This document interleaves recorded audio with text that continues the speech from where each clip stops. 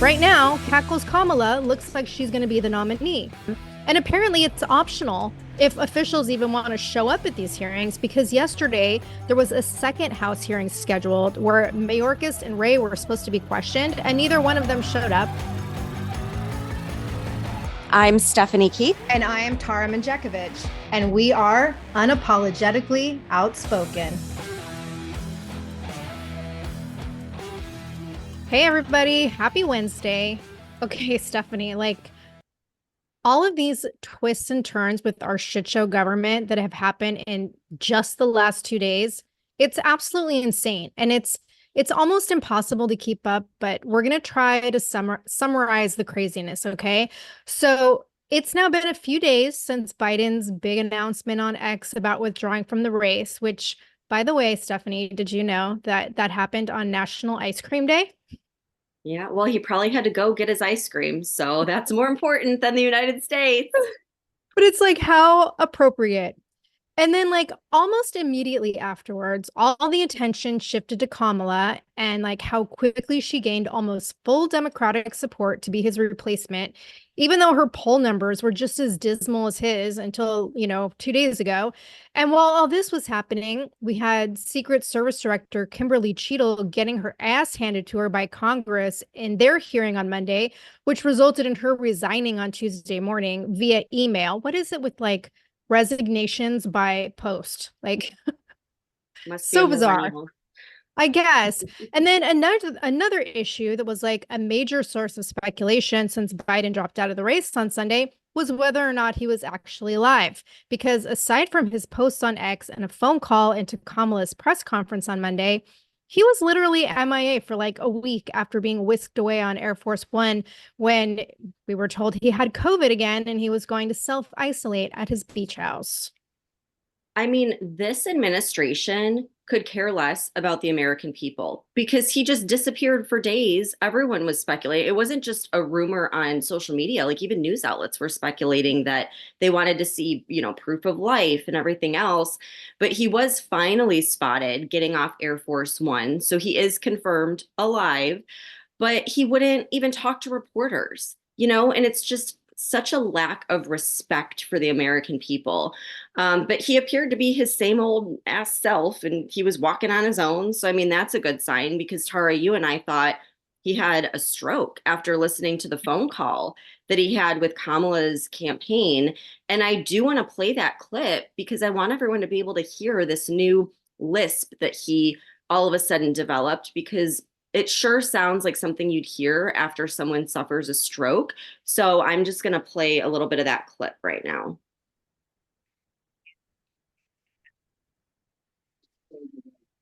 Keep me out of people's hair for the next 3 or 4 days, but I'm going to be on the road and I'm not going anywhere. It's kept me away a little bit, but I want people to remember that what we have done has been incredible, and we get so much more we're going to get done.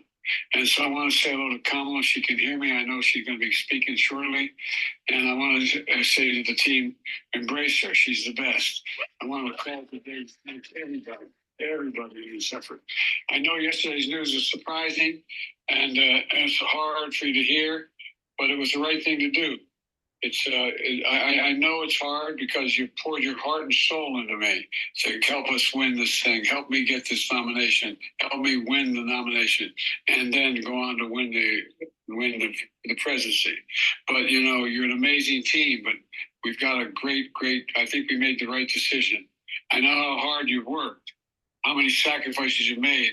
And so many of you uprooted your lives for me, and the kind of commitments few people make for anything these days, but you made it. And I've been honored and humbled. I mean this is from the bottom of my heart. My word is a Biden, that for all you've done for me and my family. And we built the best campaign in organization in history. I've been doing this, I always kid and say, I know I'm only 40, but I've been around a long time. I don't know of a better campaign organization, grassroots campaign. We have over 230 offices opened.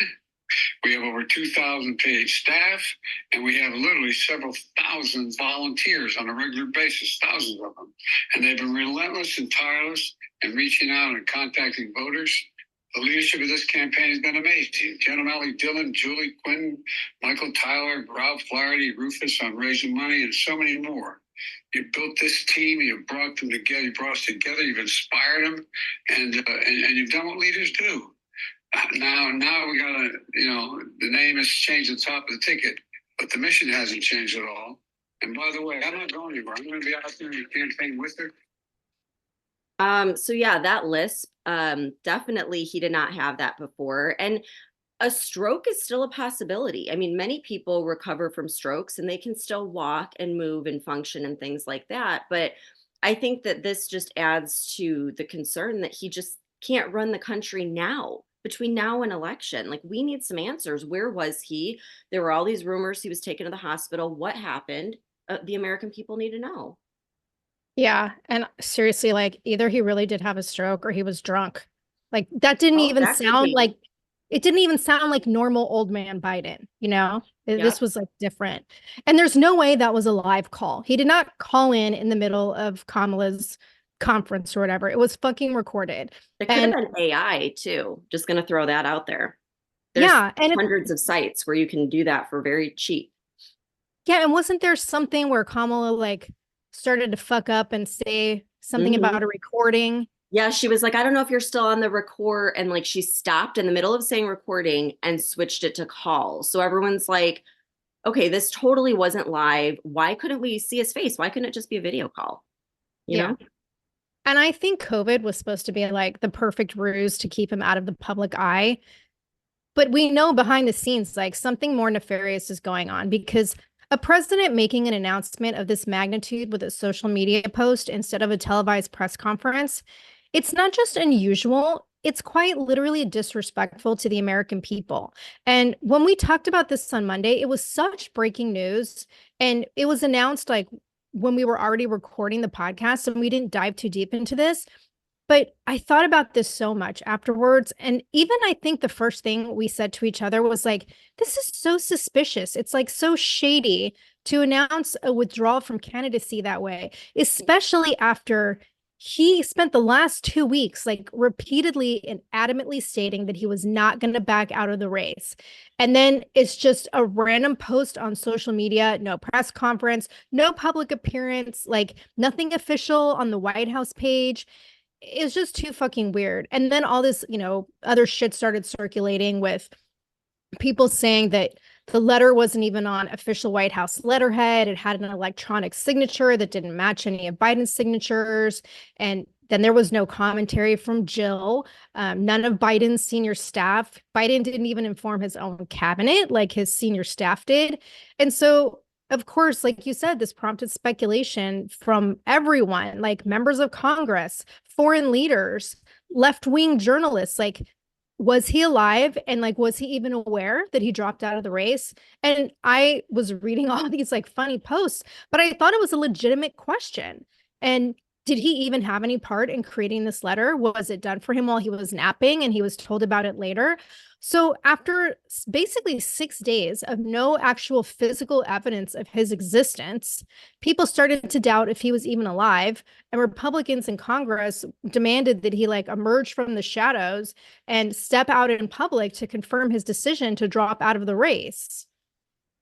I honestly don't know that he knows, because we know he doesn't post on social media, and yet his staff like didn't know till the last minute. So it's like something weird is going on. And it's just very disrespectful to the American people. We deserve more transparency. And that is one thing we've not gotten any transparency his entire presidency. I mean, it's like divorcing someone via text message. It's absolutely asinine. And if he could go and make a public address after Trump's shooting, which was like during his bedtime, he could address the American people. It shouldn't take days and days and days to tell us face to face, like put his face on camera, get in front of reporters and say that he resigned. So something fishy is going on. It's not adding up. Yeah, it's totally shady. And so, of course, like the most important question that people are rightfully asking is, if he's unfit to run for reelection, and he hasn't made a public appearance for a week. How the fuck is he fit to continue serving as president, especially when we're in the middle of two wars? We're funding both Ukraine and Israel. Now we're possibly on the verge of a third war with Iran, not to mention the world war that we're on the edge of. And we literally have no functioning president in office. And I guess all the speculation and demands for proof of life became significant enough that the Biden admin realized they're going to have to pull like a weekend at Bernie's move, and dead or alive, they would have to parade him in front of the public. So late yesterday afternoon, a post appeared on his X account that said, quote, "Tomorrow evening at 8 p.m. EST, I will address the nation from the Oval Office on what lies ahead and how I will finish the job for the American people," end quote. And then, like you said, Stephanie, for the first time in 6 days, he finally showed his face, and there's now video evidence of him getting out of his SUV holding a face mask, and he's walking to Air Force One to head back to DC. And I'm not going to play the video clip because, as usual with Biden, like every time he's approached by reporters, it's on a tarmac at the airport, and like the sound of the plane is droning out his mumbling. But this time there wasn't even any mumbling to drone out because he was being bombarded by questions from reporters asking how he was feeling, if he was going to give a statement, does he think Kamala can beat Trump? And like he didn't respond to anything except to see one word. And that response was, well. And then he gave a thumbs up and then turned and like shuffled away, like pretty quickly, I might add. And like he made it up the stairs in one piece, which was also surprising. And then he gets to the top of the stairs and he turns to reporters and he gives a salute and then he waves and then walks into the plane. So like, is Biden actually, quote, well? Like, I guess we'll make that determination later tonight when we suffer through his speech. And I'm sure that's going to be a doozy. And although his team canceled most of his upcoming campaign trips, obviously, the White House announced last night he's going to be doing several other trips. He's going to meet with Netanyahu at the White House this week.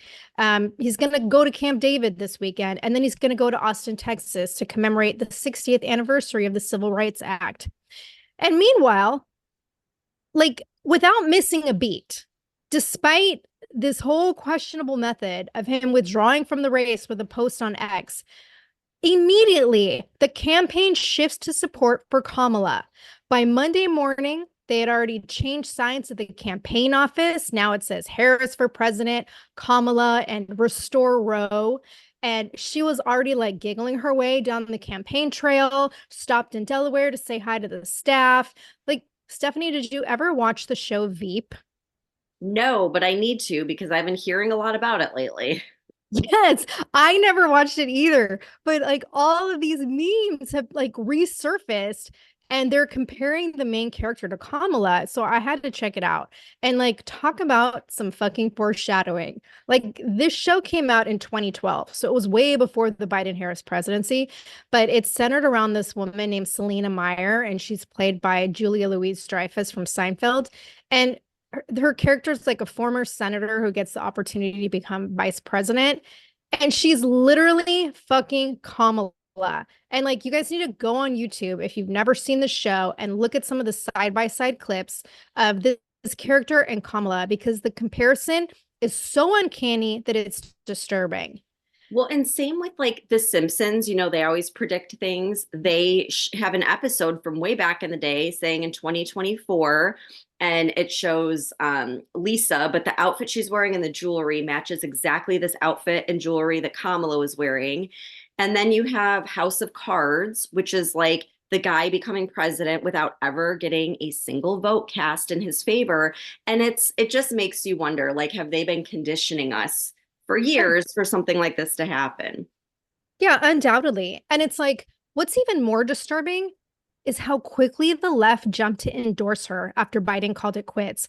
Like, I'm going to do a brief timeline here, okay? By Monday morning, she already had over 50 million in grassroots donations to her campaign, along with endorsements from like the big name Democrat leaders and governors like Newsom, Whitmer, J.B. Pritzker, Josh Shapiro.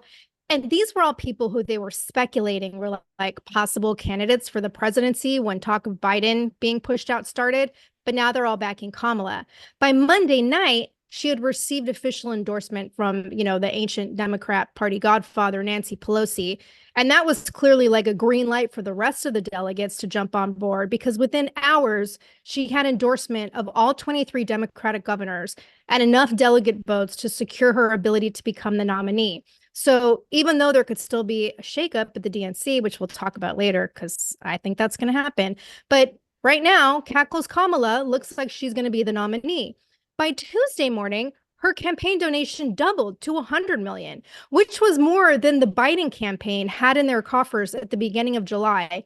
And she's now attracting the attention of mega donors like LinkedIn co-founder Reid Hoffman, all the top Hollywood donors who pulled back from endorsing Biden. They're now all stepping up to endorse Kamala and donate to her campaign. And then on Tuesday afternoon, she finally got the much anticipated official endorsements from House Minority Leader Hakeem Jeffries and Senate Majority Leader Chuck Schumer. But Stephanie, who is the one person that we haven't heard an endorsement from yet? Obama. Yep. Little weird. Okay, first of all, is Cackles Kamala? Did you come up with that? Is that what we're going to call her now? I think I did. I don't think I read that anywhere. I love it. I've heard this is great. I've heard cackler in chief and I've heard giggler in chief, but I don't think anyone has said cackle. What did I just say it was? Cackles Kamala. Yeah. And if I did steal that from someone, I didn't realize it. Oh, this is great. I love that you have a nickname. Of course you do. You always have good nicknames. Okay, so this is what I want more clarity on with this $100 million in supposed donations, because last night I was watching a video from this mega Democrat donor. I mean, he's one of the big ones that donates millions of dollars, and he was pissed. And he was saying that these aren't donations, that they are trying to transfer money that was donated to the Biden campaign to Harris, which apparently is illegal, but they're doing it anyways. So now you have people on the Republican side that are saying, okay, so if someone has donated to, let's say, Ron DeSantis or someone other like Vivek, someone like that, can we just transfer all that money to Trump? They would never allow it because it's illegal. And yet here they're doing this, and the media is normalizing it oh, this is totally nothing to see here, that she has $100 million in a couple of days. Not to mention, how all of a sudden she has these campaign events and stuff, right? They didn't know it was coming. But I was watching a news program. It was a local program that someone posted on TikTok of the campaign, and outside there were 11 people in line to get into this campaign. And even the news anchor was like, well, this sure is different from what we see with the Trump rallies where, thousands of people are out for multiple days. And this was right before the event was supposed to start, and there's 11 people waiting to see her. So how does someone like that get $100 million in a couple of days? You know what I mean? Right. It's I want someone looking into the books here. And back to the Obama thing, I'm still nervous that he has something up his sleeve, because we know he's the one running the show. And people were even asking, could he step up and be the VP? Because I guess legally he can. However, if that was the play, I'm sure he would have endorsed her. I'm still waiting for Michelle Obama to come out of the woodworks and throw her name in the hat, because honestly, I think that's the only chance they have of beating Trump. And she's a Black female. And that's the only way the Democrats are going to be able to push aside Kamala. It's they're the party of identity politics. And Democrats love Michelle Obama. The other thing that makes me still cautious of this is my daughter, who isn't even old enough to vote, by the way. Somehow she got on all these Democrat text lists, and she's been getting text messages for polls, to participate in polls, and she's not even old enough to vote. And one of the polls asked who she wanted to see on the ticket, and Michelle Obama was one of them. But here's the kicker. That poll came out before he even dropped out of the race. This was back when he was just, we thought he might, but he was still adamant he was going to stay in. And I'm like, why would Michelle Obama even be an option on this poll? So it just has me a little cautious. But yeah, the fact that all these big donors are on board tells me maybe they will go with her. She's already doing the campaign events, so I don't know. If they do go with her, I think great. She'll be easy to beat. But I want to read a post from Clay Davis because I think he spells it all out perfectly. And the post says, it says, anyone still arguing that Trump is a threat to democracy is a joke.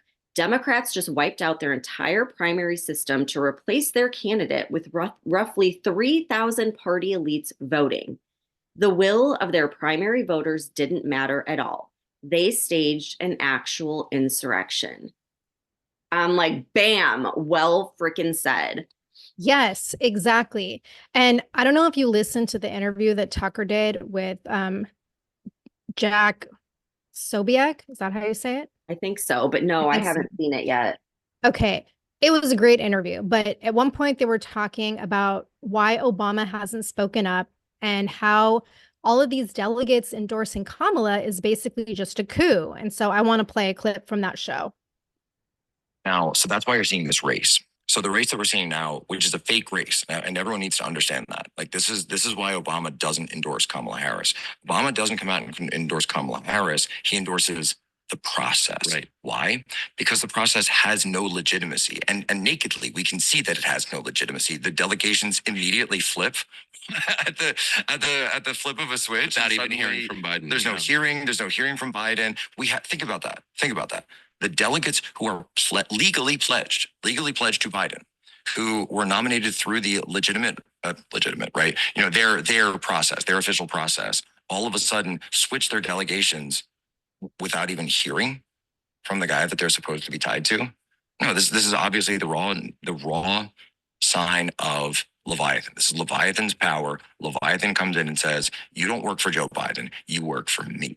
And what they're using Obama for is to give some veneer of legitimacy and credibility to the process. So there's so he's saying there's an open process. I'm not endorsing. I'll endorse after the primary, which is what he did in 2020. So there's no intention, which I think what you're saying is Obama, when he endorses an open primary, which he's done, he knows there will not be an open. There's nothing open about this primary. It'll already be decided before Chicago opens. And I think essentially that what you see here is that the money has all lined up behind Kamala. The money has said, look, we know we've got about 100 days left. We've got 4 weeks before the DNC. Also, you've got a huge accounting problem because you can't, the $300 million that's sitting in that, what was the Biden-Harris account, which is now Harris for president, you know, what are you just going to give that $300 million over to somebody? You've got to transfer all of this stuff. It's going to take a ton of time, and you can't do that without the acquiescence of, again, whoever is controlling Biden's signature right now. So it's just much easier on that level. How can Biden remain president of the country? Same way he's been president the whole time. Okay. That makes sense. That's the first reasonable explanation for why Obama isn't outright endorsing her. Yeah. And then I was listening to Andy Frisella on Tuesday, and he was saying it's a double insurrection. And basically, Kamala is being pushed as the nominee as just a distraction until the DNC. And then Michelle Obama or someone with her kind of pull will end up being the real candidate. And enough people will vote for her that it'll look like she has a legitimate chance to beat Trump, which will then make it easier for them to cheat and steal the election again, because they clearly can't do that with Kamala. But I want to play part of Andy and DJ's conversation from the most recent episode, because this also has to do with this whole situation with Kamala. Okay. Take it. What I think is going to happen is that at the DNC, you know, they go around to each state and their delegates, and they, the state of, California will send, our 27, however many delegates, and we're going to, nominate.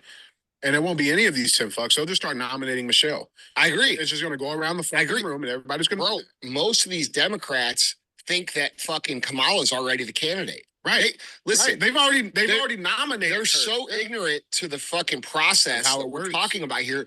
First of all, they don't realize, and this is not all Democrats. There's a lot of smart Democrats who are they're really moderates, is what they are, and they call themselves Democrats. But these people don't understand that she's not the candidate. They have to go to the convention. The delegates have to vote, and they might vote her to be the candidate, but they could very easily say, no, we're this person. Michelle Obama. They've already broke so many rules, so it's not like it would be breaking any other rules. And remember, Where is it? It's in Chicago, Chi-Town, home of, yeah, Mr. and Mr. Think of like them nominating her at the fucking That's what convention. I'm saying, bro. And she just comes out. I'm like, oh, Yeah, I had no idea. It's time for hope and change. We're ruining the country even more, bro. It'd be a death sentence for this country, bro. I think that's honestly like when like you look at what's the best play. If I was like, it'd be that. I agree, no doubt. And you know what? Yeah. Great minds think alike. I agree. Yeah. That is what I'm saying. Like, that is their only shot. And they know that. Like, strategically, they know Michelle Obama is the only shot they have against Trump. Yeah. And it's like, okay, I still think Gavin Newsom is going to be part of the picture.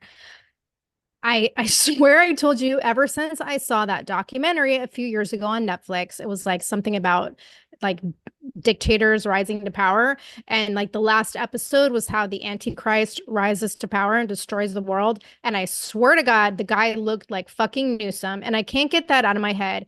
And maybe this is all part of the predictive programming and conditioning that we always talk about. But even though Newsom is not even one of the candidates that Kamala is vetting for her VP spot, I think he's going to slither into power somehow. But who is on the list? Because reportedly right now there are 5 potential picks. There's North Carolina Governor Roy Cooper, Pennsylvania Governor Josh Shapiro, Michigan Governor Gretchen Whitmer, Minnesota Governor Tim Walz, and Arizona Senator Mark Kelly. And again, I completely agree. This is all just a big temporary distraction and a show until the DNC. Oh, yeah. I totally agree with what they said, that they're going to make this look like one big surprise. Like, you know, they're totally planning. Oh, God, I just have such a bad feeling about that. But you know what's really shocking is it turns out that Black Lives Matter isn't too happy with what's happening to the Democratic Party. And that really surprised me. They issued a statement demanding that they hold a snap election so that the voters have a say in who the new candidate is.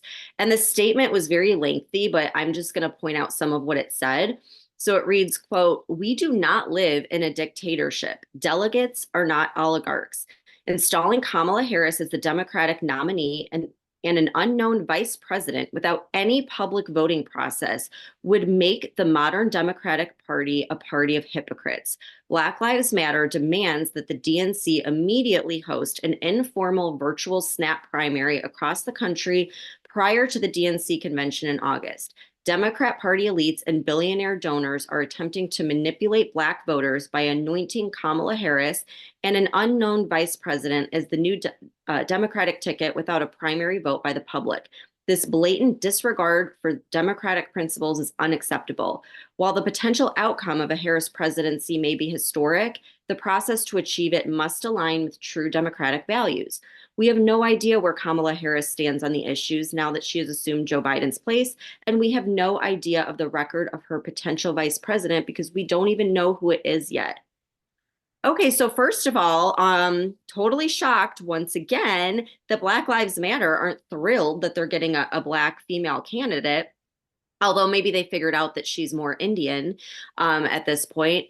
But the other thing is, Tara, I thought Black Lives Matter like went bankrupt. Like, wasn't the head of it caught embezzling money or something like that? Nobody cares what happened, 3 years cares. ago. Nobody cares. It's no accountability. Let's move on, But I do think it's hilarious how they point out that this is like a dictatorship, because what do we constantly hear from the left? They're saying, oh, Trump's going to be a dictator. Yet they're already acting like dictators right now. And it's just another case of hypocrisy. And despite the fact that Black Lives Matter defrauded millions of Americans by taking money that was supposed to go to Black communities, and instead, they bought themselves multi-million-dollar homes, I do agree with this statement. And I think every Democrat should voice the same concern. And like, how many times has the left accused Republicans of disenfranchising voters, yet they're doing that? Like, they're actively doing that now.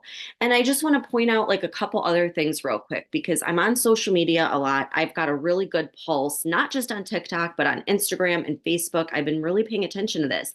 So first of all, last night I see this old man who he said he's been a lifelong Democrat. His entire life, he's voted Democrat. He's donated to the Democrats, yada, yada, yada. And he said, okay, if you're not going to give me my vote, then my vote is going for Trump, MAGA all the way.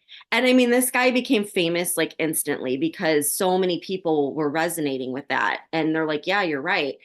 Then over on Instagram, people like Gabby Bernstein, Deepak Chopra, these are people that used to have a very left-leaning base. These are like people into the law of attraction and things like that. They posted support for Kamala. Deepak posted a salute to Biden, and thousands upon thousands of comments saying, I'm unfollowing you at this. How can you be spiritual and be so asleep and so ignorant to what's happening on the left? And so this is not something we saw in 2020. Like the tides are shifting. And if even on Instagram, on these left-leaning accounts, we're seeing this, then, you know, they need to wake up. And the fact that Black Lives Matter is even calling it out, it's like, this could be the end of the Democratic Party unless they get someone like Michelle Obama to come and save the day. Either way, they're going to turn it into a race war. Like, oh, for sure. And that's what I find the most frustrating. And I was reading this article in this, it's called Hollywood Unlocked. And it was talking about Van Jones and how he's like proudly proclaiming that he spoke with over 20,000 Black men, and they're all vowing to protect Kamala, and they're not going to allow her to be disrespected. And over 53,000 Black men were on this call, and they raised 1.3 million in 4 hours for Kamala. And it's like, and then I was listening on Andy's most recent podcast. He played a clip. I don't remember who the lady was, but she was doing the same thing. Like, oh, you know, this is the historic first American, you know, Black female. We have to vote for her, and made it a total race thing. And he pointed out, like, if we sat there and went like, oh, I'm going to vote for Trump because he's a white man, like, we'd be fucking crucified. And it's like, this country's so inundated with this shit. And it's like, can we just focus on a candidate who's fucking good for the country and not like, I was going to play the clip, but I didn't.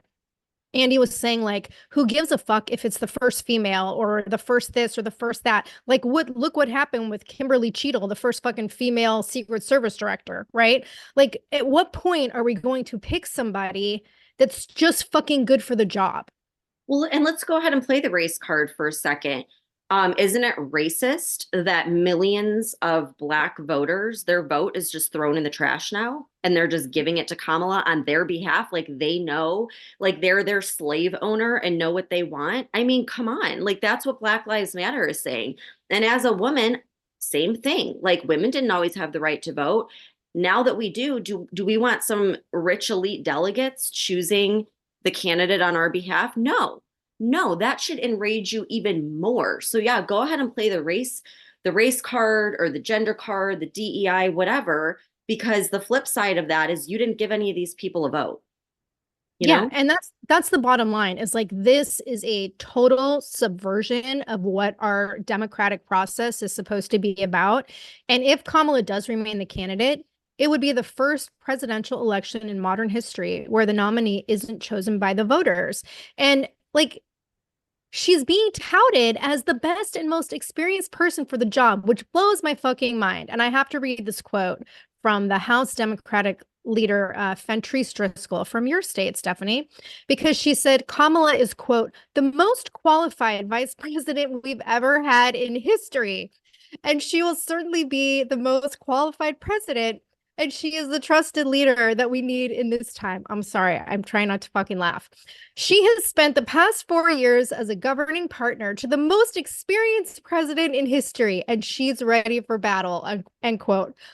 Like, these people are fucking unhinged, right? But it's hardly surprising, because this is the party that hates Trump so much that 34% of registered Democrats believe he staged his own assassination attempt. And this was reported a couple weeks ago by the Washington Free Beacon. Like, these people are so embedded with Trump derangement syndrome and so far gone that they don't even understand what's really happening here. And now voters think that the best candidate is a woman who does nothing but laugh and speak gibberish. So we're going to remind you of some highlights of the most compelling moments so far in Kamala's vice presidency. I can imagine what can be and be unburdened by what has been. You know, what can be unburdened by what has been. There are those who are unable to see what can be. But there are many more who are able to see what can be unburdened by what has been. Remember Venn diagrams, those 3 circles, right? And then let's just see where they overlap. You will not be surprised because I have constructed a Venn diagram on this. Remember those 3 circles, how they overlap? I love Venn diagrams. So I just do. Whenever you're dealing with conflict, pull out a Venn diagram, right? And so, you know, the 3 circles. Ukraine is a country in Europe. It exists next to another country called Russia. Russia is a bigger country. Russia is a powerful country. Russia decided to invade a smaller country called Ukraine. So basically, that's wrong. I am Kamala Harris. My pronouns are she and her. I am a woman sitting at the table with a blue suit. A woman wearing a blue suit. And this is so just cringy. Like, I know. it's embarrassing listening to her. It's like so cringe, everything that comes out of her mouth. Yeah. And that was just like a tiny snapshot. Like, this is the woman who, when she was grilled on why she hadn't been to the border, even though she was the actual border czar, she responded with the excuse that she'd never been to Europe either. This is the woman who goes into fits of laughter talking about yellow school buses and, as you heard, Venn diagrams. Like, there are literally hours and hours of clips of her just cackling and talking in circles and being in awe of things that like a fucking 5-year-old can comprehend. Yeah. But more importantly, wait, were you going to say something? Well, something that just came to mind, because she was the border czar, right? So like, really, she should be the one that needs to answer questions about how 20 million people, but, you know, especially all of these children came across the border. Because what else are we hearing from the left? If Trump becomes president, it's going to be the Handmaid's Tale. Well, guess what, people? It's already the Handmaid's Tale. There's already women who are basically owned by people who are like sex slaves, and their children. And this is because of this woman.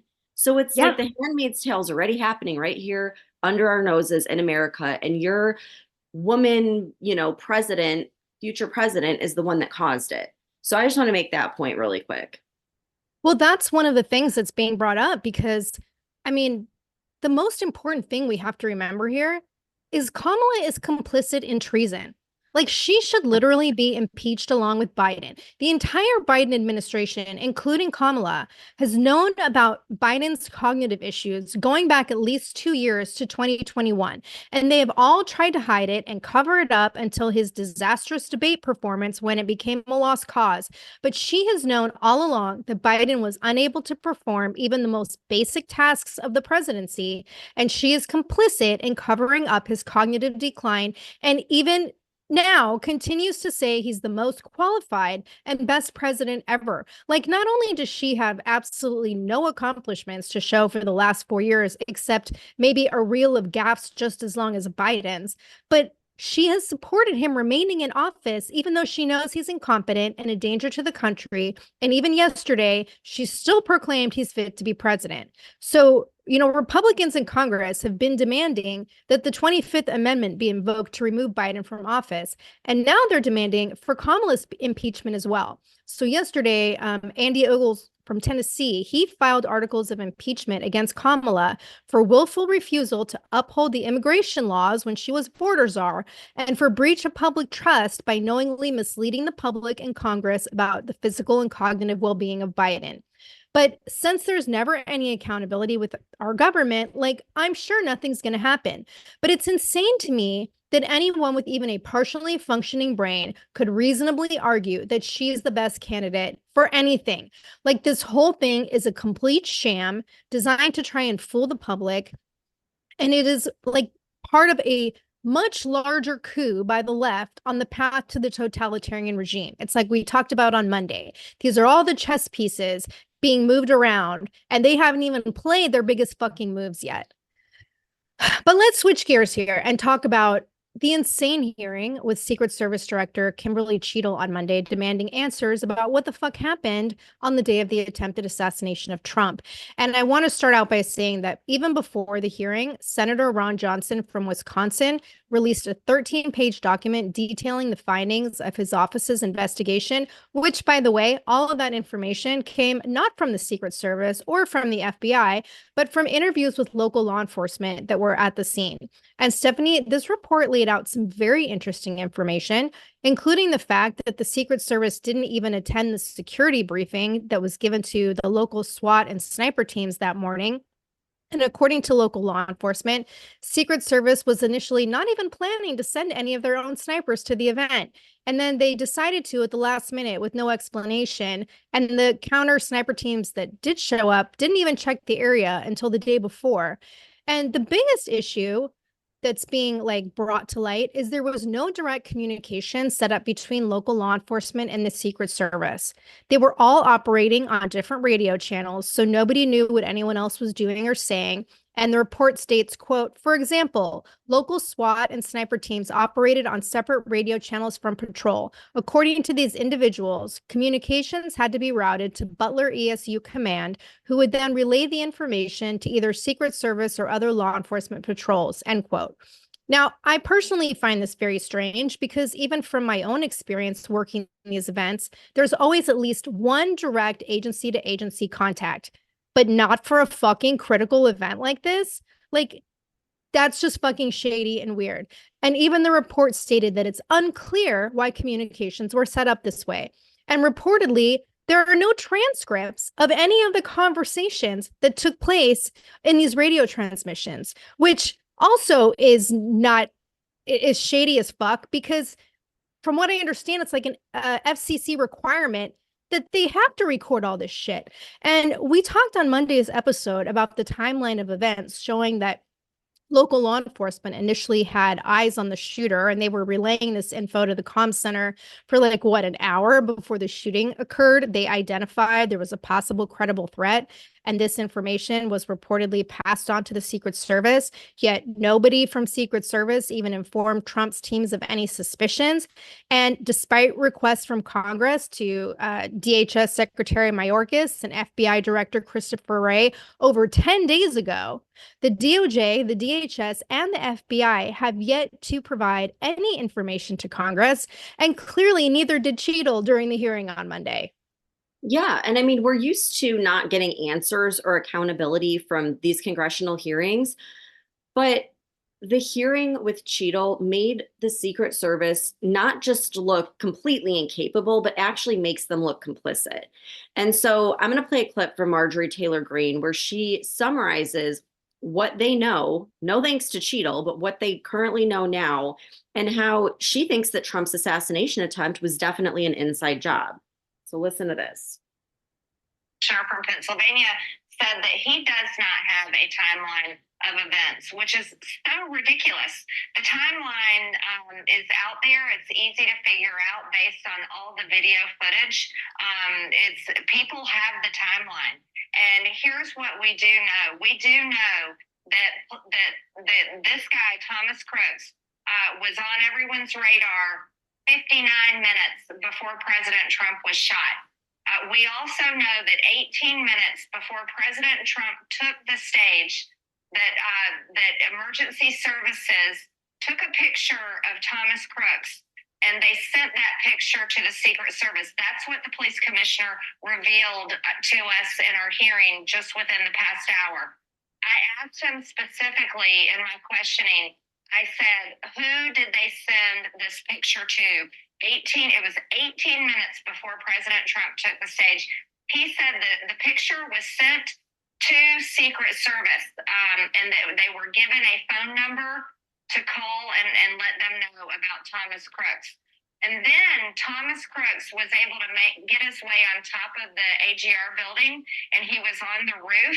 And then police right there on the scene, one of them was hoisted up. The police commissioner said one of them was hoisted up, and he peered over the roof. And, you know, I saw it as an eyewitness, saw Thomas Crooks there with the gun. This was also before President Trump took the stage. The question that everybody should be demanding to know is, why was President Trump ever allowed to take the stage? I just came out of the Homeland Security Committee hearing where we have been questioning the police commissioner from Pennsylvania, just asking all the questions that we possibly can. He told our committee that he does not have an official timeline. That's the same answer that the former director of Secret Service, Kimberly Cheatle, told us yesterday, that she did not have a timeline. However, we have a timeline. Our oversight committee, we were given a timeline yesterday. Timelines are widely available. Ordinary people have been able to put together a timeline, and it's easy to do based on all the video evidence. The very serious nature and questions that we have is the communications between the local police and Secret Service. And it seems to be there's a lot of problems there. We also want to know who was in charge of the advance team for Secret Service. Kimberly Cheatle refused to tell us that yesterday when I questioned her. And then the other thing that I asked her, was there a stand down order given? And I think that was the appropriate answer to ask.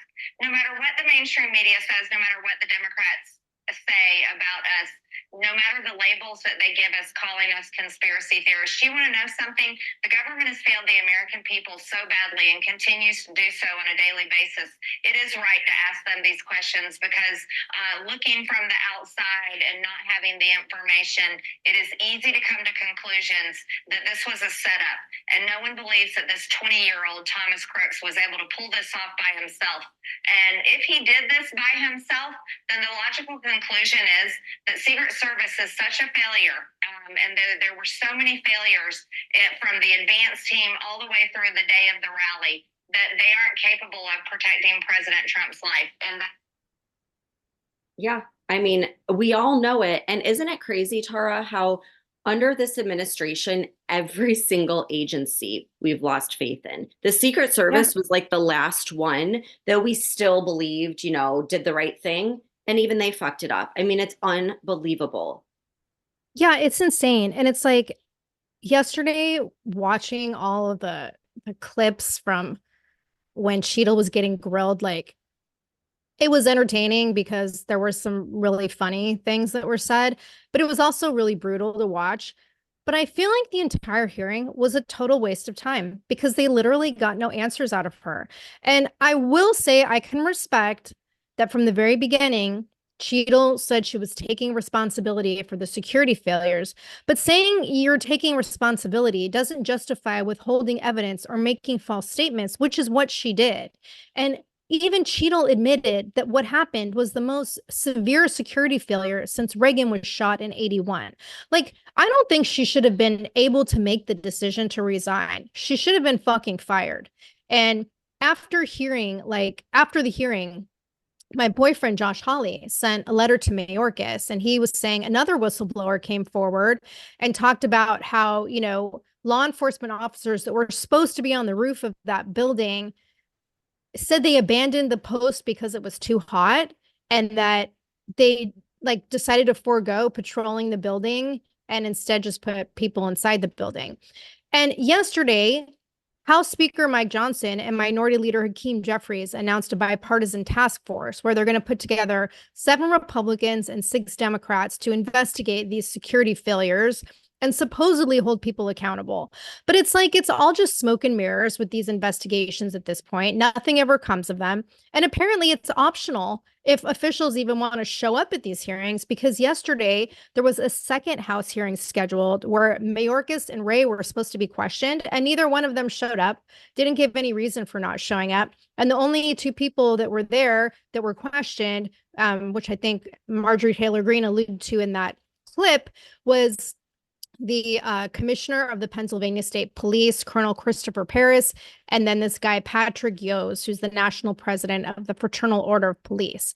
And at least, unlike Cheatle, they answered some of the questions. So I'll give them that. But it's like, it's so fucking insane to me that we have no answers from the FBI or from the DHS.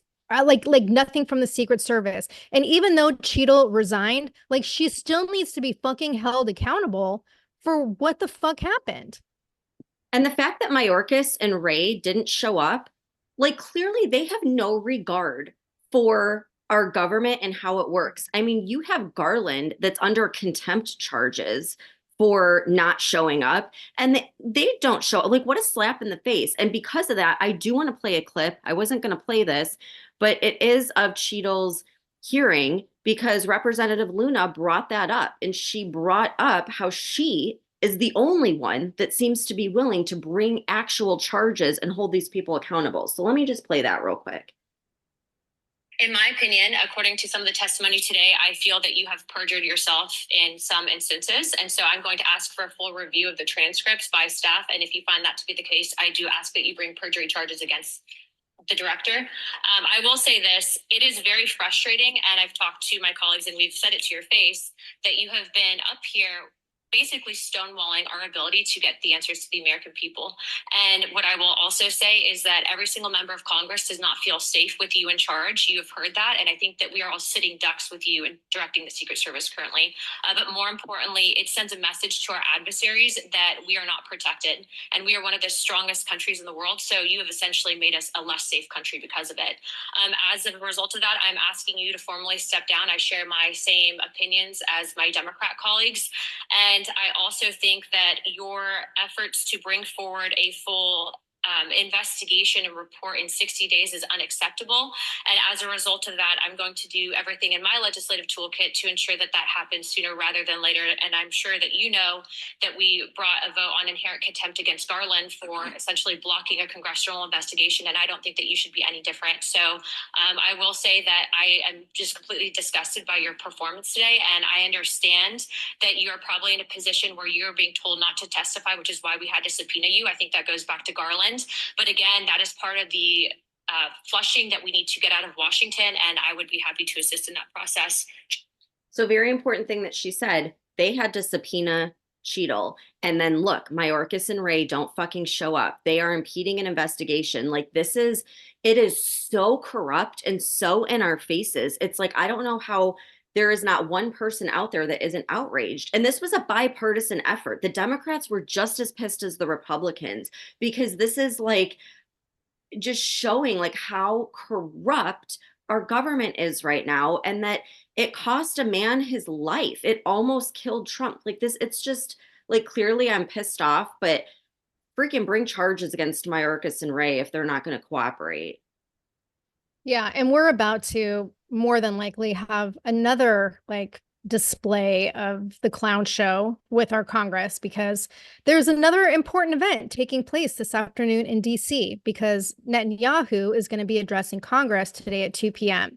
And as we speak, there are already protesters amassing outside of the Capitol. It's expected that tens of thousands of protesters are going to gather today to demand that Netanyahu be arrested.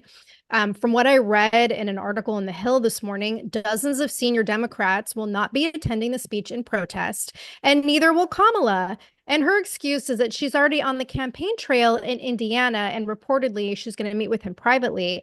But Mike Johnson like totally slammed her this morning and called it an unconscionable decision to skip Netanyahu's address to Congress and compared it to what Biden did during the Israeli prime minister's last speech to U.S. lawmakers in 2015. So what is interesting, though, is Mike Johnson is planning to enforce a zero tolerance policy. And he sent a letter to House members warning that, quote, if any member creates a disturbance, the sergeant at arms will request that such action be ceased immediately, end quote. And also the letter stated that any visitors who cause a disruption will be subject to arrest.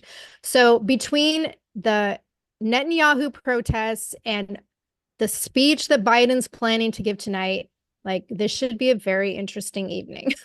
Yeah. And Mike Johnson, I mean, he really called out Kamala. He was saying she's boycotting the event. And think about it, the woman that wants to lead the country won't even show up to meet with Netanyahu when there is war. I mean, we are on the brink of a world war, and she's not even willing to meet with our ally. I mean, it's just crazy, but that's the thing. Like, they are controlled by the mob, the Democrats. You know, they've got too many people that are calling this genocide. Meanwhile, Kamala's husband is Jewish. Like, how's she going to explain that to her party? You know what I mean? It's just a shit show. And how do we expect her to show up when it matters when she's not even going to meet with Netanyahu? Like, it's absolutely irresponsible. Yeah, and I was reading this article earlier about how like European leaders are reacting to Kamala possibly being president. And one of the things that was said was like in Russia, like Dmitry Peskov, he just kind of like brushed off the questions about her in a press conference. And he said that she has made, quote, no discernible contribution to relations with Moscow beyond some unfriendly rhetoric, end quote. So I highly doubt that she would, you know, do anything to build a relationship with Russia either. Like, this whole thing with her is just fucking nonsense. It's nonsense. We all know it. She's just going to be another puppet that the elites control. So the information is changing like by the minute. So we're going to stay on top of it because there's constantly new stuff coming out. So we'll keep everyone posted. So keep tuning in. We'll let you know the latest. And I hope everyone has a great day. If you're sick of all the crazy shit going on in our country and you want to express your support and patriotism for the show, head on over to our Etsy store at UO Patriot Chicks and check out our new stickers. The link can also be found on our website. If you love the show and you want exclusive episodes, support the podcast and join the conversation by becoming a member of our Patreon community. We'll be posting weekly member-only podcast episodes and content that isn't available on the weekly podcast. Every Patreon member will also get a free Unapologetically Outspoken sticker and updates about our new sticker release before they're made public. And be sure to follow us on TikTok at Unapologetically Outspoken. And if you haven't done so already, please rate and review the podcast. The more you support us, the more people we can reach. So help us spread the word.